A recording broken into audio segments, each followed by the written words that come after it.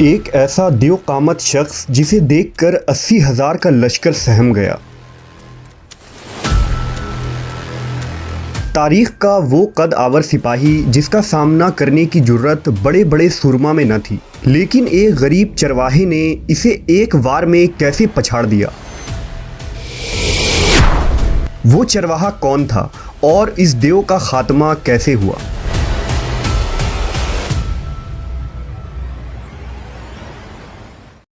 قدیم صحیفوں، روایتوں اور تاریخ میں ایسے انسانوں کا ذکر ملتا ہے جو پہاڑوں جیسی بلند قد و قامت رکھتے تھے، جنہیں ہم آج جائنٹس کہتے ہیں، جن میں قوم عاد، اوج بن انق، جبارین اور نیفیلیم جیسے نام مشہور ہیں۔ یہ دیو دراصل کوئی الگ مخلوق نہیں بلکہ انسانوں کی طرح خد و خال اور بناوٹ کے مالک تھے۔ بعض لوگوں نے لکھا ہے کہ یہ دیو ہیکل لوگ دراصل کسی مافوق الفطری مخلوق اور انسان کے باہمی تعلقات سے پیدا ہوئے تھے۔ انہی جائنٹس میں ایک نام جالوت کا بھی ملتا ہے، جس کا ذکر قرآن مجید میں تفصیل سے موجود ہے، جبکہ بائبل میں اسے گولیت کے نام سے پکارا گیا ہے۔ جالوت کے متعلق جاننے سے قبل ہمیں یہ جاننا ہوگا کہ بنی اسرائیل کے حالات حضرت موسیٰ علیہ السلام کے بعد کیسے تھے۔ بنی اسرائیل کا نظام یوں چلتا تھا کہ ہمیشہ ان لوگوں میں ایک بادشاہ ہوتا تھا جو ملک کے نظام کو چلاتا، اور ایک نبی ہوتا جو نظام شریعت اور دینی امور کی ہدایت و رہنمائی کیا کرتے تھے۔ اور دستور یوں چلتا تھا کہ بادشاہی یہودا ابن یعقوب کے خاندان میں رہتی تھی اور نبوت لادی بن یعقوب کے خاندان میں ہوتی تھی۔ لیکن ایک زمانہ ایسا آیا کہ بنی اسرائیل میں کوئی بادشاہ نہیں تھا۔ اس وقت ان میں حضرت شموئیل علیہ السلام نبوت کے عہدے پر فائز تھے۔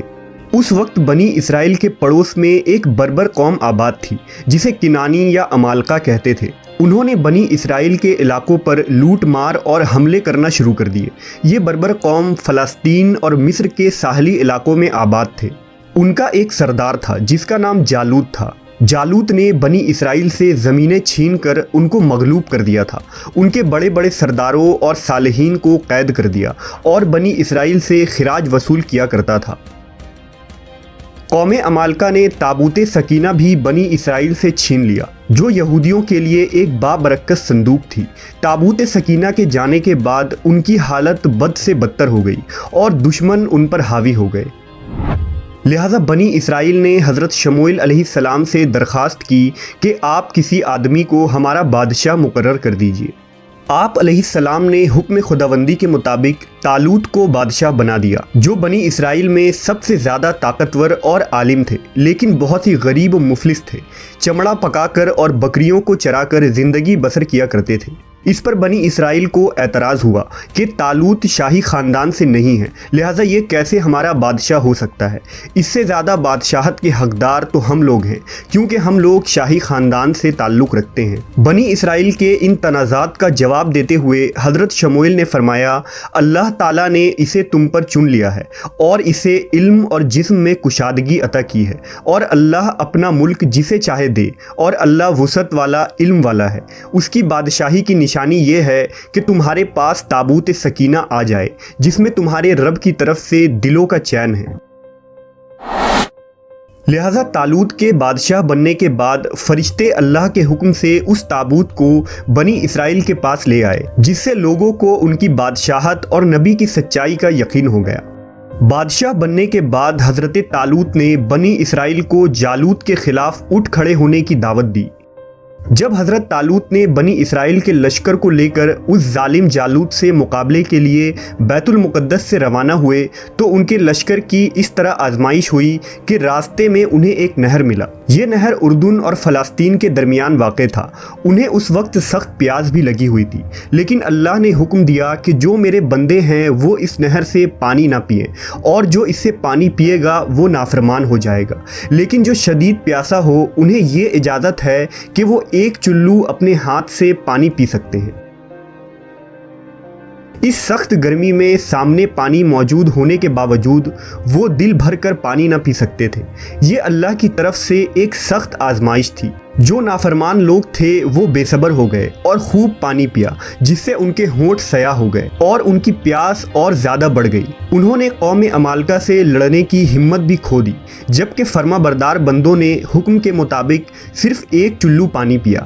یہ ایک چلو پانی ہی ان کے لیے کافی ہو گیا اور ان کی پیاس بجھ گئی۔ ایک قول کے مطابق لشکر طالوت کی تعداد 80,000 تھی، جس میں صرف 313 لوگوں نے اللہ کی اطاعت کی اور پانی نہ پیا۔ اس مناسبت سے حضرت محمد صلی اللہ علیہ وسلم نے غزوہ بدر میں صحابہ سے فرمایا تھا کہ ہماری تعداد حضرت طالوت بادشاہ کے لشکر کی جیسی تھی، جس نے آپ کے ساتھ نہر پار کی اور دشمن پر غلبہ پایا تھا۔ جب بنی اسرائیل نے نہر پار کیا تو جالوت کی فوج سامنے کھڑی تھی۔ بنی اسرائیل نے ایلا کی وادی میں خیمہ گاڑ دیا اور وہاں جمع ہو گئے۔ دونوں فوجیں آمنے سامنے کھڑے ہو گئے۔ تھوڑی دیر میں ان کا سردار جالوت، جو نہایت ہی قد آور اور طاقتور شخص تھا، وہ میدان میں اترا۔ جالوت ایک پہلوان تھا۔ اس کا قد 6 ہاتھ اور 1 بالش تھا۔ وہ پیتل کا ذرہ پہنتا تھا جس کا وزن 5000 مثقال تھا۔ اس کے ہاتھوں میں ایک بھالا تھا جو لوہے کا تھا اور جس کا وزن 600 مثقال تھا۔ وہ اپنے سر پر لوہے کی جو ٹوپی پہنتا تھا، اس کا وزن 30 رطل تھا۔ جالوت نے رجس پڑھا اور بنی اسرائیل کو للکارا۔ جالوت اور اس کے لشکر کو دیکھ کر بنی اسرائیل سہم گئے۔ وہ آپس میں کہنے لگے، آج تو ہم لڑنے کی طاقت نہیں رکھتے۔ ان کی باتیں سن کر ان 313 مجاہدوں نے کہا، اے اللہ، ہمیں صبر دے، ثابت قدم رکھ اور قوم کفار پر ہماری مدد فرما۔ جب دونوں فوجیں میدان جنگ میں لڑنے کے لیے تیار ہو گئیں تو حضرت طالوت نے اپنے لشکر میں یہ اعلان کر دیا کہ جو شخص بھی جالوت کو قتل کرے گا، میں اپنی بیٹی کا نکاح اس کے ساتھ کر دوں گا اور اپنی آدھی سلطنت بھی اسے عطا کروں گا۔ یہ فرمان سن کر حضرت داؤد علیہ السلام آگے بڑھے، جو ابھی بہت ہی کم عمر اور کمزور تھے۔ ان کی غریبی اور مفلسی کا یہ عالم تھا کہ بکریاں چرا کر اور اس کی اجرت سے گزر بسر کیا کرتے تھے۔ جب طالوت نے ایک کمسن بچے کو اپنے مقابلے پر دیکھا تو کہنے لگا، چلا جا، میں تجھ سے لڑنا پسند نہیں کرتا۔ حضرت داؤد نے فرمایا، لیکن میں پسند کرتا ہوں کہ تم میرے ہاتھوں قتل ہو جاؤ۔ داؤد علیہ السلام کو غلیل کے ساتھ پتھر پھینکنے میں کافی مہارت حاصل تھی۔ حضرت داؤد نے پتھر کو اپنے گوپن میں رکھا اور بسم اللہ پڑھ کر انہیں جالوت کی طرف چلایا۔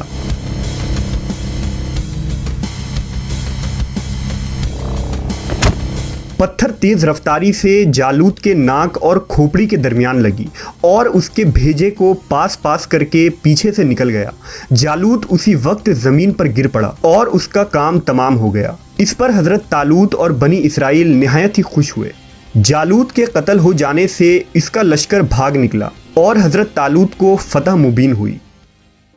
اپنے اعلان کے مطابق حضرت طالوت نے حضرت داؤد کے ساتھ اپنی بیٹی کا نکاح کر دیا اور اپنی آدھی سلطنت کا انہیں بادشاہ بنا دیا۔